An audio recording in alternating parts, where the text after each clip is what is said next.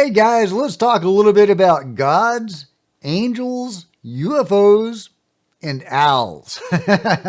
So get in here. This is Jack with Cosmic Road. I talk about UFOs and the paranormal. Please hit like and subscribe and let me know what you guys think in the comments below. Yeah, this is, of course, a depiction of the lady from the Chris Bledsoe story, and we're going to talk a lot about Chris Bledsoe, Tim Taylor, and so on. But first, let's start. We'll circle back around to the lady. But Diana Pasulka, who has studied Tim Taylor and Chris Bledsoe a lot, has just revealed that she is now thinking of ETs, aliens, more in terms of angels and demons. So I believe that if we were to call these things anything, they would be in the realm of like the angelic and the demonic. Yeah, interesting, interesting. And of course, she's not the first person to say that. Many people have started to say that. Tucker Carlson has started to say that.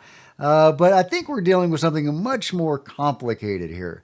Whitley Strieber has said that he interacted with a being, a female being, that he compared to the goddess Ishtar, the Sumerian goddess Ishtar. This lady right here.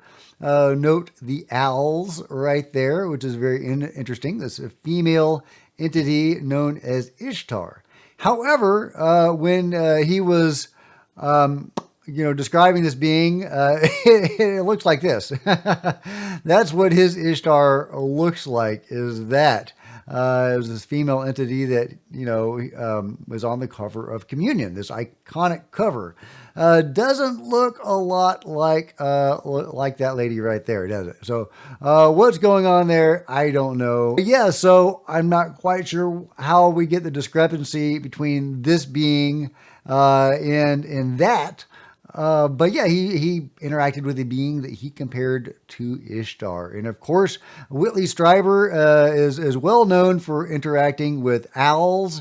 And yeah, the owls are not what they seem. Strieber describes his memories of owls as cover memories for what are actually encounters with the aliens with large unblinking eyes, the Greys. So keep that in mind, that Willie Strieber and his owls, and also Ishtar, this female entity that at the same time looks like a gray alien somehow.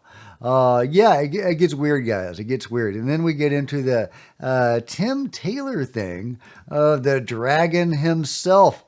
A very real person that works with NASA, launch controller, huge important element in the Chris Bledsoe story.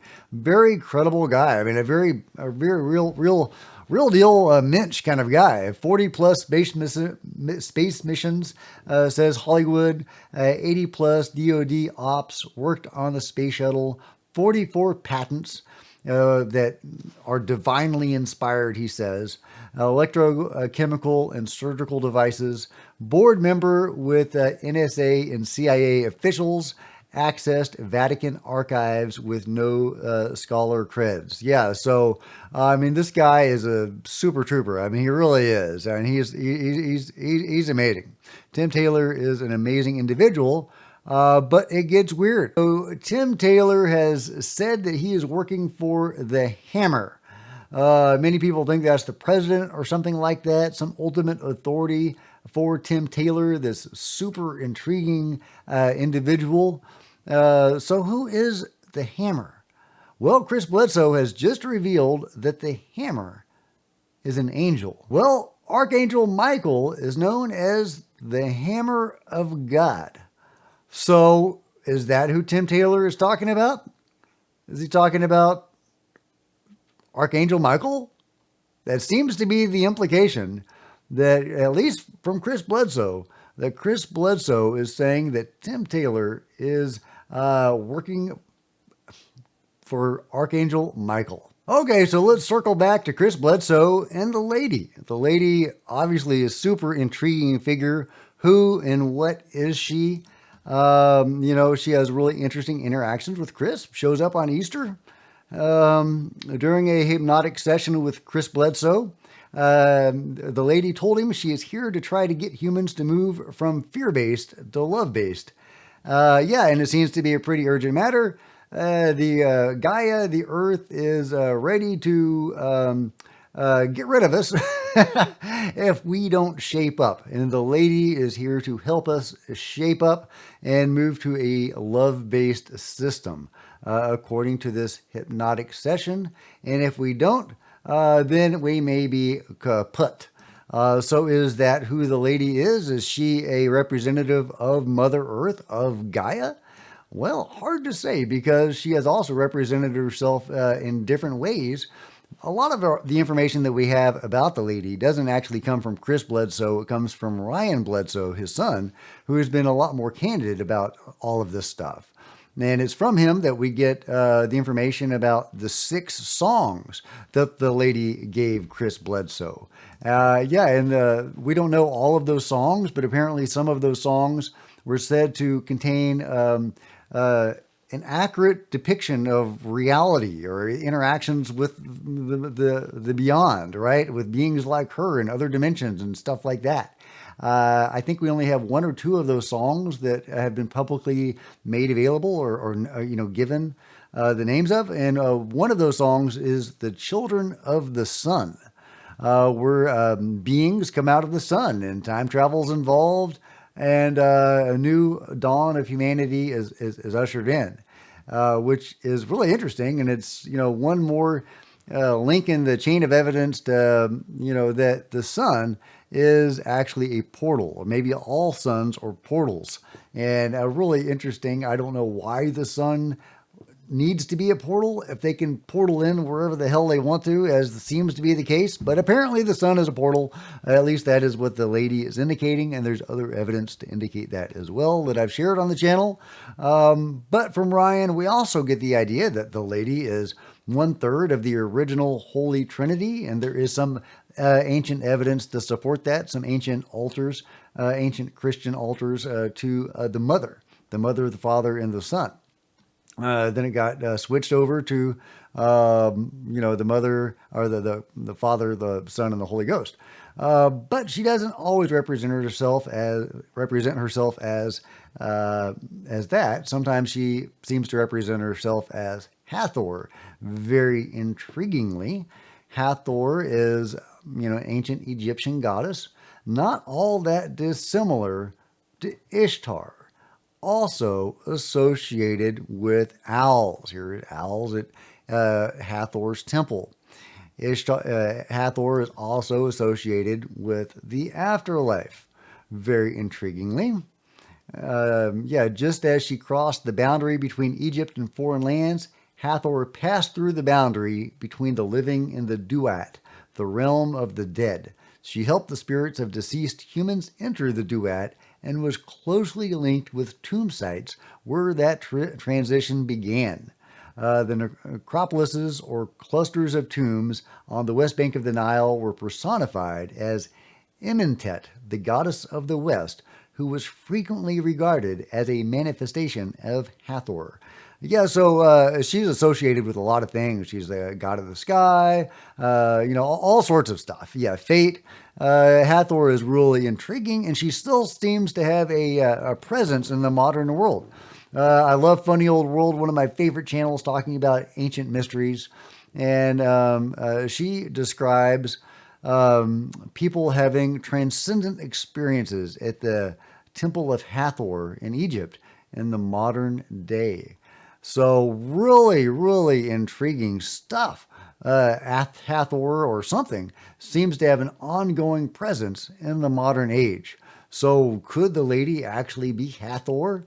Or which Hathor? Because apparently there may be multiple Hathors, which is really interesting. So who and what is the lady? Who is Ishtar? Who is that being that Whitley Strieber was interacting with? Is the lady similar to that being who, again, is depicted as this on the cover of Communion? We're dealing with a false, a screen memory of some sort. From the research I've done, sometimes higher dimensional beings, when they come into this dimension, will inhabit the body of a gray alien. So what you see is not always what you get. But there you go, beings described as gods and angels interacting with humans in modern times. Again, it doesn't all seem to be Christian necessarily. These are gods of other realms and other times, but also, in modern religion as well. Archangel Michael very much present and worshipped, or at least prayed to, and by a lot of modern people. Now, from my research into near-death experiences, of course, many people interact with gods and angels and God, in Jesus, etc. on the other side. Not surprising. But one of the interesting things you'll find if you study near-death experience accounts is that the angels people describe often, although sometimes they are very biblical and dogmatic, sometimes, very often, they are not biblical or dogmatic at all.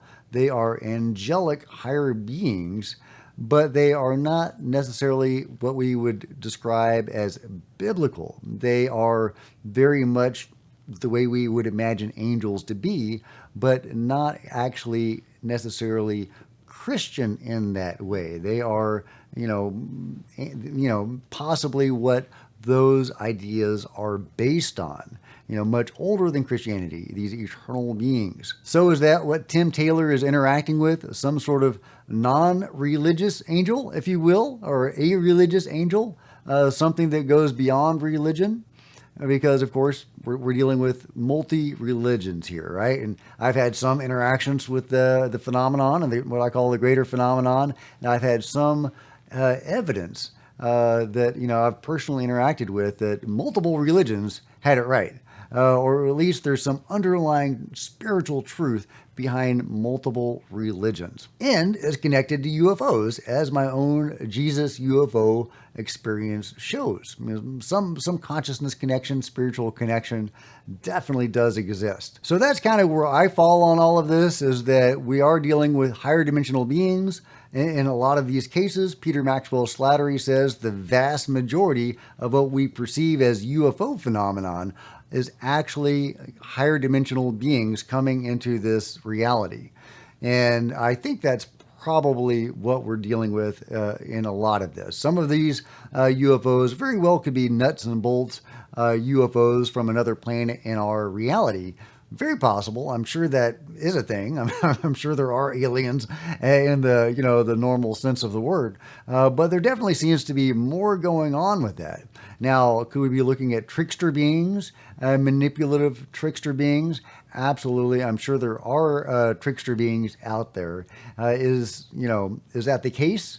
In these cases we're talking about, Tim Taylor and Chris Bledsoe, Whitley Strieber, are they interacting with trickster beings, or are they dealing with something a little bit more interesting and authentic than that? Also, what do you guys think that it means that both Ishtar and Hathor are associated with owls? And owls, in some cases, seem to be screen memories disguising gray aliens. Of course, owls are very complicated. They have a lot of UFO meaning and significance, and they also have a lot of spiritual significance.